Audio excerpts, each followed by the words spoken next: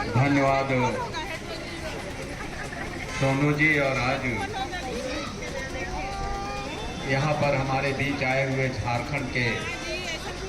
झारखंड मुक्ति मोर्चा के बहुत बड़े नेता, वरिष्ठ नेता आदरणीय श्री नंदकिशोर मेहता जी, और यहाँ पर इस इचाक की धरती से इस दर्जी मोहल्ला शहर डुमरावन, गोबरबंदा और कई जगह से हमारे बीच आए हुए सदर सेक्रेटरी और भारी संख्या में यहाँ उपस्थित हमारी माताएं, बहनें, नौजवान साथी, सबसे पहले आप सभी लोगों को आप लोगों के बीच आग्रह विनती प्रार्थना करने के लिए आया हूँ।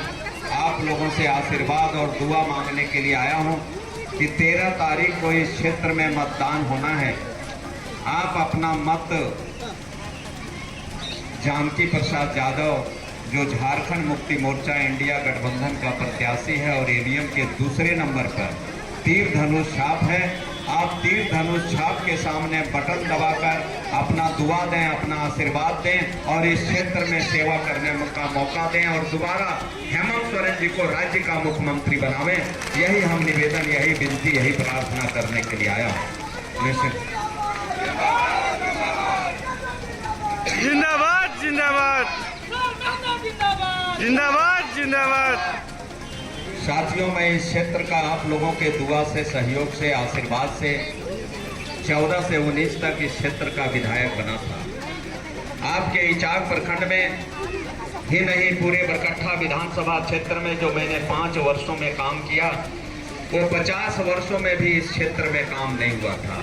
आपके इचाक की बात बता दूं, आपके साथ बगल में जो PWD सड़क है, जो इचाक मोड़ से लेकर के आपका इचाक बाजार होते हुए आपके करियातपुर देवली होते हुए GT रोड बंडा सिंगा मोड़ तक, और इचाक प्रखंड के ही करियातपुर से लेके झुमरा तक PWD का सड़क, और इचाक के आप डुमरावन इचाक NH-33 से इचाक मोड़ डुमरावन से लेके डुमरावन, तिलरा, भोसवा, नवाड़ी और रहिया होते हुए बहिमरकट, कंसांडी तक का ये बड़े बड़े 3 PWD सड़क पूरे बरकट्ठा विधानसभा में 1 दर्जन से अधिक हमने बड़े बड़े सड़कों को बनवाने का काम किया था।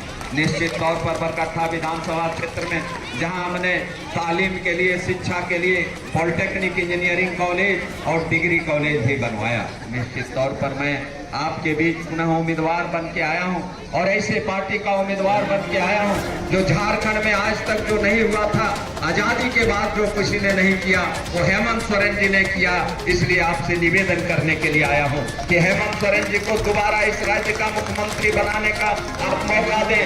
आपको मैं बताना चाहता हूं, भाइयों बहनों, आप सभी जानते हैं कि झारखंड बनने पर और आजादी होने के बाद इतने लंबे वर्षों तक किसी ने नहीं सोचा कि बिजली बिल, बकाया बिजली बिल भी माफ हो सकता है। किसी ने किया, उसका नाम है हेमंत सोरेन।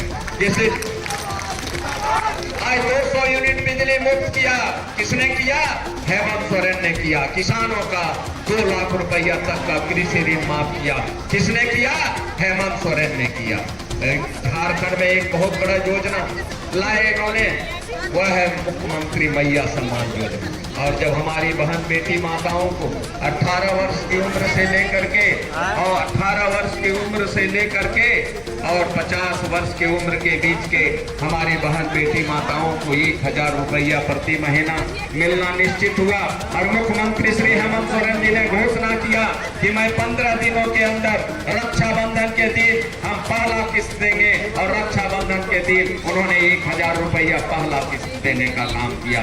पुनः कर्मा के अवसर पर दूसरा किस्त आया और तीसरा किस्त अभी पुनः छठ महापर्व के अवसर पर आया। निश्चित तौर पर मैं कहना चाहता हूं कि जो 1000 रुपया करके मिलना शुरू हुआ तो विधायकों की बैठक होती है, मंत्रियों की बैठक होती है, और हमारी झारखंड की झांसी जो उभरती हुई नेत्री श्रीमती कल्पना सोरेन जो गांधी की विधायक है, उन्होंने प्रस्ताव लाती है कि यह माता बहन बेटी के लिए यह मील का पत्थर साबित होगा, लेकिन 1000 रुपया कम है, इसलिए इसको बढ़ाया जाए तो 2500 2500 रुपया प्रत्येक महीना तय हुआ कि दिसंबर से मिलना शुरू होगा। मैं आपको बताना चाहता हूं कि यहाँ सरकार जनवरी तक थी, चुनाव दिसंबर के बाद में होना था, लेकिन यहाँ भारतीय जनता पार्टी के इशारे पर जो चुनाव आयोग चल रहा है उसने तुरंत चुनाव का घोषणा कर दिया। और इतने कम समय में आपने कभी नहीं देखा होगा कि इतना कम समय चुनाव में मिलता है, और तुरंत चुनाव करा दिया। इसलिए हड़बड़ा गया है, इसलिए घबरा गया है भाजपा के लोग कि वो जो है सो जल्दी, अगर यदि वो 2500 रुपया हमारी माताओं बहनों को मिलना दिसंबर में शुरू हो गया, 5 दिसंबर तक मिल जाएगा, तो शायद वो घूम भी नहीं पाएंगे झारखंड में, ऐसा उनको लग रहा है। क्योंकि उन्होंने झारखंड के साथ छलने का काम किया है, झारखंड के साथ धोखा देने का काम किया है। यहाँ सबसे अधिक किसी का शासन रहा है तो बीजेपी का रहा है, लेकिन उन्होंने आज स्थानीय नीति आज तक नहीं बना पाया। लेकिन माननीय हेमंत सोरेन जी ने, इंडिया गठबंधन की सरकार ने एक बार नहीं 2-2 बार विधानसभा में पास करता है कि यहाँ के बेटे और बेटियों के लिए, पढ़े लिखे युवक और युवतियों के लिए स्थानीय नीति बने और 1932 के खतियान के आधार पर आरक्षण और संरक्षण मिले। उन्होंने कहा कि ओबीसी पिछड़ा वर्ग को 27% आरक्षण मिले, और तीसरा था कि सरना कोड लागू किया जाए। लेकिन ये तीनों प्रस्ताव पास होता है, एक बार नहीं विधानसभा में 2-2 बार पास होता है, और भाजपा के इशारे पर महामहिम राज्यपाल इसको